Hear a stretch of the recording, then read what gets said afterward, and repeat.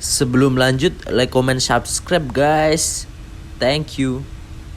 Something dawned on me. Welcome to Mobile Legends! For a majority of Fnatic Onic, this is their first best of 7 in their career. Oh yeah, consider that. And that loss in game 3, which looked like a win in, a portion of it, suddenly they have to deal with that reset. I feel like that was, I don't know, in a way, like, it's a good check for them, like a reality check throughout this series in the best of 7, because, like you mentioned, this is also a mental test, for the lineup. I mean, on both sides, too. I know there's obviously some experience over here for Aurora individually, but essentially that's what a best of 7 is. I mean, we saw a glimpse of this yesterday in our first best of 7 for the lower finals. That's right. And you can really see how things adjust where you're in that first half of the series, and now, as you start to get towards these later games, you're going to see that adjust. But I love what Renmar has pointed out about that matchup alone between the Phobius and the Arlot. That's right. We'll see it now. For a couple of times this playoffs, it was alluded to, but eventually it would have switched out. But here, for sure, it's Edward versus Kirk!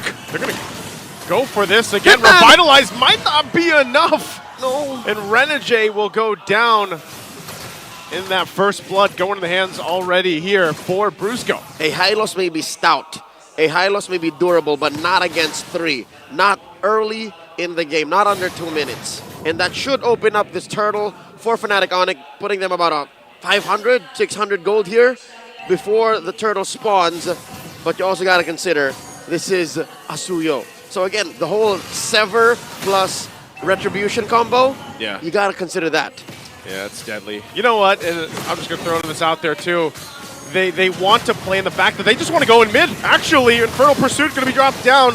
Queller fired off as well, but Renegade falls for the second time at the 2-minute mark here. Now, this is the clear sign for FNOP to take this turtle here, unless Edward tries to do something. He's going to take a couple shots once again. Kirk dunking on him, but ultimately securing this first turtle of the game. Amazing how this 4-man rotation from Fnatic Onic Philippines are able to just control this northern half of the map, the upper quarter.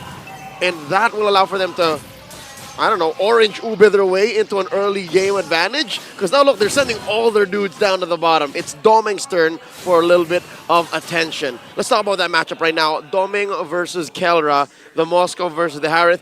This is a matchup that was actually switcheroo, right? It was the Harith on Doming more often, and then Kelra rocking that Moscow. That's got to be trippy. That's got to be a tempo swing for sure for Fnatic Onic. Yeah, and I think it's funny how this series alone, it's been... Oh, hold on. Kurt jumping in once again. Infernal Pursuit, but... Yeah, so going back to it, I think, the gold laners themselves, man, here, Leo, have been really, in a way, like low-key, where they've dealt with a lot of pressure because of the way the junglers on both teams play. But then they also shine when they're supposed to, which is that mid to late game when we've seen these games get to that point. And I would honestly say that Doming and Kelro both have had great games when they finally get there. I mean, think about... Oh, hold on again. Where's Pathway? This is just going to cut him off. It's an ult for an ult. Think about what Doming did last game. How he adjusted after getting constantly killed from King Kong solo. On that same hero. Yeah. On that Moskov. And he's taking that same momentum, that same experience and wisdom from that tempo break against Fnatic Onic, from that first game they scored in the series. And they should be off to a good start, but so far, Fnatic Onic are choking down on every single lane they have their eyes on. Again, for the first 2 minutes, it was top. Now it's down bottom, and Renegade is forced to play babysitter. Yeah, you kind of have to at this point. Just with the way that FNOP's moving around the map, you don't want, again, the same course of action for Doming in the early game. You want to have him have a better time, I would say, farming up, getting to where he needs to be. Second turtle is up here, though. They'll go ahead and start this one up. Fnatic scored the last one. Renegade dropping the Glorious Pathway into the back. Already dropped down, still going for it. Spear Destruction gonna land Renegade there amidst it all. Still, the turtle, though, goes in the hands of King Kong. Renegade falls again, and now looking for more here in the mid lane. UA will slide on through and get out. Good push, though, up top from Doming to get some extra gold. All of the energy shields are popped and just in time too. That's going to allow Aurora to keep that gold lead down despite losing out on both turtles. Edward! Whoa, oh, that no! is a whole lot of damage. Good thing he had to burn the flicker. I mean, one hit, he would have been gone. Mr. Consistent, ever vigilant, keeping himself alive but barely. That does allow for Doming to push in. I think that's why Edward was just really throwing himself and just saying, no, look at me, look at me. I'm Psych. here. It's all part of the plan. Psych, my boy's pushed up top. So that is the first turret casualty for Aurora, which should open up the map, giving Doming the green light to switch up down bottom, but too little too late. Already traded for by Fnatic Onic. Up Here's top the though. answer, though. They're going to put some pressure on Renegade. Glorious Pathway drop down again, but they want King Kong this time. And UA will be the one to get that. Demon Kite wants to get that orange buff. Doesn't get it. Kelro will clean it up. Kirk, Super Prince now on the counter play. There's the jump in from Brusco as well. Looking for more. Edward, the first to fall. UA going to be the next target. Has to flicker out. And it's FNOP looking to fight back, punch back on this side of the map. UA dropping down the RWM. Gets taken down under the turret with Kirk. An infernal pursuit between Tier 1 and Tier 2. And this hole started in the Tier 2 up top for Fnatic Onic, and they ran down Aurora. By hook or by crook, they were going to get something out of that exchange, and it eventually converted into a turret down mid. Final turtle spawning. Uh-oh. Lower quarter, Doming's in trouble. Doming, how are you The going to get out of Super this? Kelra firing off. Brusco, oh, he goes over! Great use of the flicker to dodge the unbreakable taunt. And the dash. He layered both. Amazing work by distance. the next standard. He straight up changed the zip code. Hand this man a new passport. Oh, SOD. No, he doesn't take that. Not gonna happen. Would have been amazing if somehow that spear also got the turtle. Talk about a moment. Was along the way. But Kesara, Aurora happy with the exchange, happy with keeping Doming alive and keeping this gold lead to a manageable 2,000, 3,000 AOG. Gonna jump in once again. Renegade, the target, using the revitalize. The glorious pathway won't be enough. Man, Renegade's having a hard time on this Hylos pick. He's just, I mean, most of the glorious pathways have been all defensive. That is an understatement. His Hylos suffered a first blood death. He's been putting up glorious pathways to eventually just still die anyways. It's not very glorious. It's not very glorious, and in front of his dad too.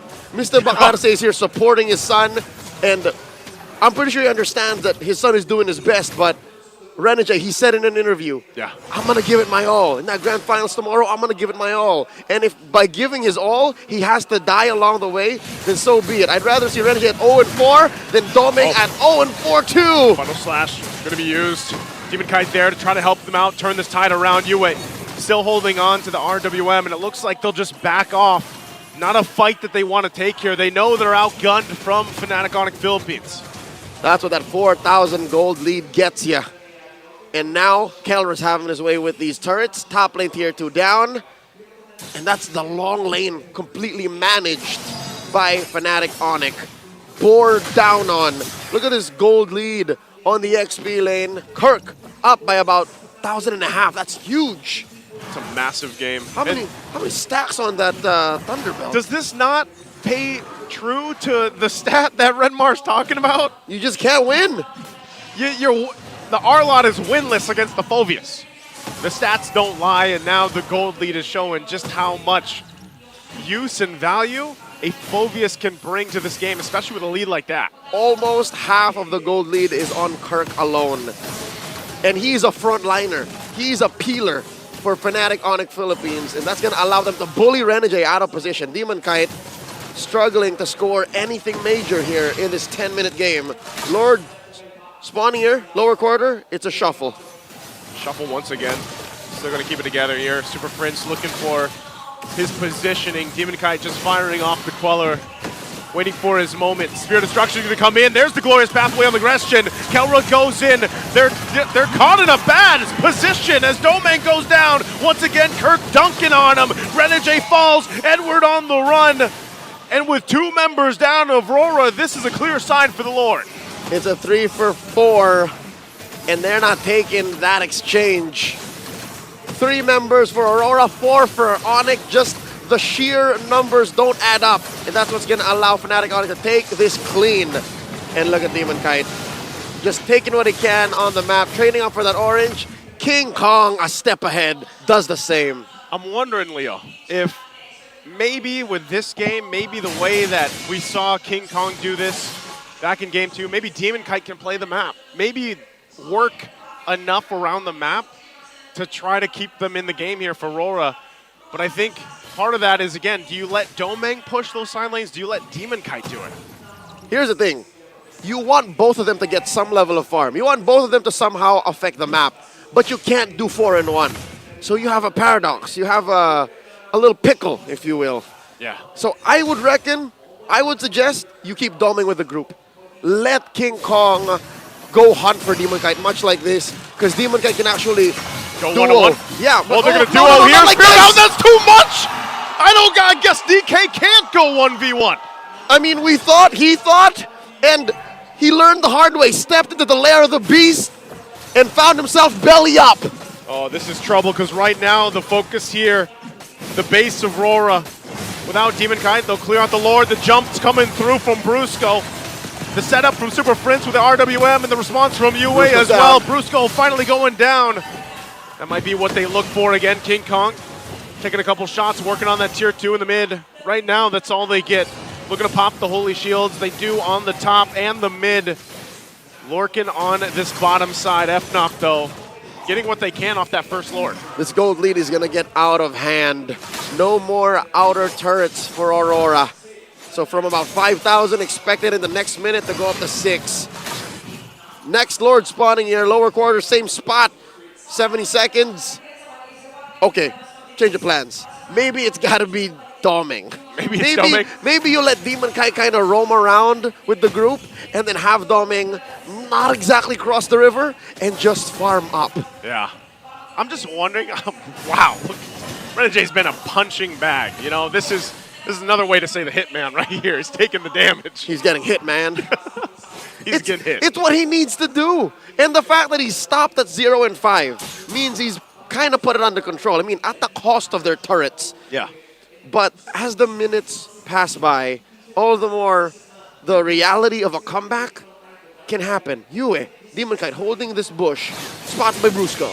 Brusco taking a couple shots from that Soul Sever too. And, you know, they're doing what you just mentioned. You know, let Domeng push some of those side lanes if he can. But still, he has to take a foot of caution when he does it because of the fact that there's the initiation even from Brusco to cut him off. That's right. And there's an AOG. So Fnatic Onic, they're like an octopus right now. You know? Like, you know that an octopus is distracted because it's playing with this little Rubik's Cube over here. So we evolved from Sonics. Oh, hold on. Kirk still going to be going. Kirk in trouble. They're clapping down Brusco, front of it all. Renegade cutting him off with the Glorious Pathway. And that's a defensive jump with the Avatar of the Guardian. Keeping them together. They're going to reset. Could it be? Lord still worked on here. Is this a moment for Aurora to secure an objective? Well, no more key ults for Aurora. And Renegade is very low. Renegade in trouble. He was actually committing to it. And they're going to fight it out. Kelra wants to go. He's working on Edward. He'll get a double kill. Yue. And that was all once again started from Aurora when maybe they didn't have to do that because now the Lord goes in the hands of Fnatic Onic. They had no ults. Fnatic Onic technically were just down on TKOs, but they were chunky enough to force fights. And the fact that Kelra never left the scene, that changes the landscape, the face of this fight. And now Fnatic Onic inside the base. They're already inside the base. A jump through Yue, trying to buy some time, keep the turret alive. Yue goes down, they hold on to that base turret. They still have to worry about this Lord push though. So maybe that bought them a few minutes here or a minute at best, but they're gonna have to get ready. They're gonna have to buckle in for this massive push from Fnatic with a massive lead on top of it. They gotta hunker down. And I got some bad news for all the Auroras watching all around the world. Aurora has a less than ideal clearing lineup. Their wave clear is on the lower scale. They only have Yue. Yue is the only one who can really clear these waves quick. Maybe Demon Kite if you consider it, but all of them have to kind of punch these waves manually. Yeah. The old-fashioned way. And they might even have to use like a final slash in a certain situation to help clear them or manage them the way they want. That too. Against this Lord push. That too. Very important. So you got to consider, do I use the ult for the fight to deter a push, or do I use it against the wave? Lord knocking on top lane. In comes Brusco. Jump in from Brusco into the final slash. Double reward. Minute Blaze drop down, and Edward already gone out of the picture. Renegade going to be next. Kelra gets a double again. Looking for the triple on Yue. Goes in. Kirk cleans it up. Triple for Kelra, and Domang tries his best, but it's not going to be enough. As he goes down, it's the wipeout. Fnatic Onic Philippines clears up, cleans up the game. Sebelum lanjut, like, comment, subscribe guys. Thank you.